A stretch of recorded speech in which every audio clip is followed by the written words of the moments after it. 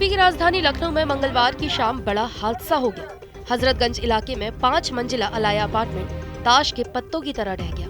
मलबे में 30 से 35 लोगों के दबे होने की आशंका जताई गई, जबकि लगभग 14 से ज्यादा लोगों को सुरक्षित निकाल लिया गया है।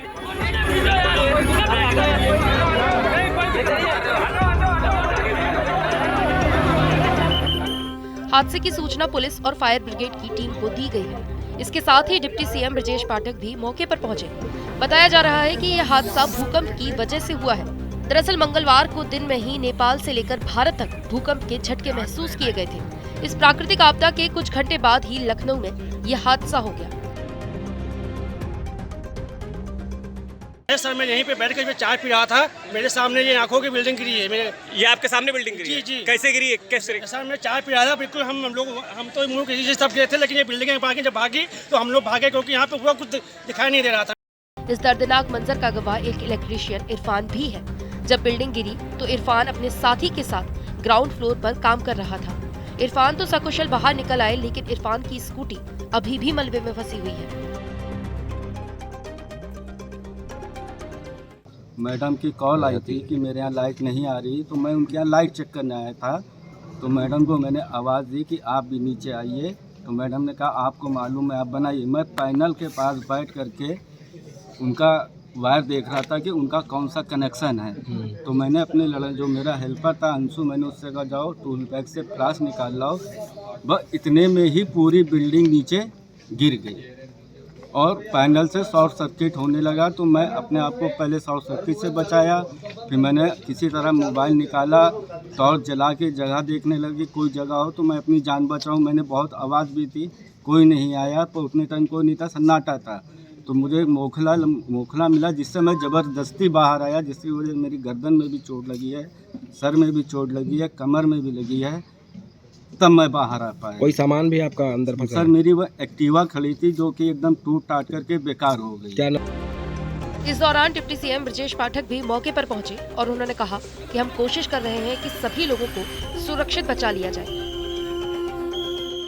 5 मंजिला इमारत पूरी तरीके से धराशायी हो चुकी है और इसमें जिस वक्त ये बिल्डिंग गिरी है उस वक्त इस बिल्डिंग में लगभग 12 परिवार रहते थे और जो हालत है वो देखी जा सकती है कि जो सामान है वो बिखरे पड़े हैं और कई लोग इसमें दबे हुए थे। अगर जिस वक्त बिल्डिंग गिरी है उस वक्त इसमें 40 से 50 लोग मौजूद थे।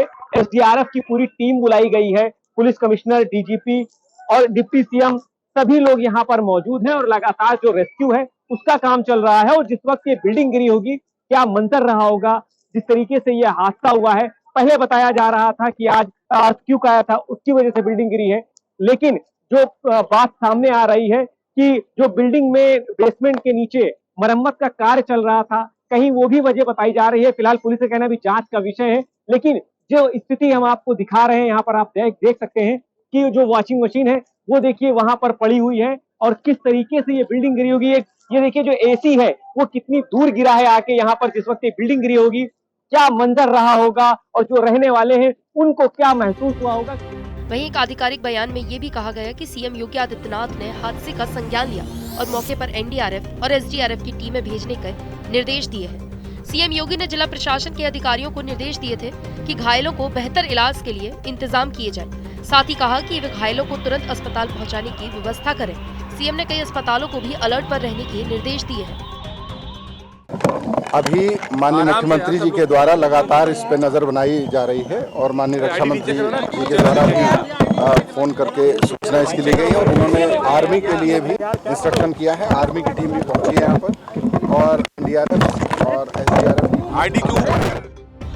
बताया जा रहा है कि समाजवादी पार्टी के प्रवक्ता और नेता शाहिद मंजूर का परिवार भी इसी बिल्डिंग में रहता था। जब इमारत गिरी तो सपा नेता अब्बास हैदर के पिता और कांग्रेस नेता अमीर हैदर और उनकी पत्नी भी बिल्डिंग में मौजूद थे।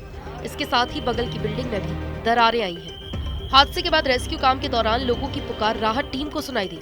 स्लैब काफी भारी थे और उनको जेसीबी से उठाने पर फंसे हुए उन लोगों के अलावा अन्य लोगों की जान को खतरा था। ऐसे में ड्रिलर की मदद ली गई। डीएम ने बताया कि जब तक स्लैब के टुकड़ों को हटाने का काम चला, लोगों को सिलेंडर से पाइप जोड़कर ऑक्सीजन दी गई। अंदर जो है क्या लोग नीचे के हिस्से में फंसे हुए हैं या बीच में कहीं नीचे के हिस्से में 2 लोग फंसे हुए हैं, उनसे संपर्क हो गया है, लेकिन वो चूंकि छत डैमेज नहीं हुई है तो उसके नीचे वो लोग सुरक्षित हैं, वहाँ कनेक्ट हो गया है। वहाँ सांस लेने में थोड़ी दिक्कत थी उनके लिए, तो ऑक्सीजन वहाँ पहुँचा दी गई। वहीं सपा विधायक शाहिद मंजूर के बेटे नवाजिश को पुलिस ने हिरासत में ले लिया है। दरअसल ये जमीन सपा विधायक शाहिद मंजूर के बेटे और भतीजे के नाम पर थी, जिस पर एग्रीमेंट किया गया था और यजदान बिल्डर ने अपार्टमेंट बनवाए थे।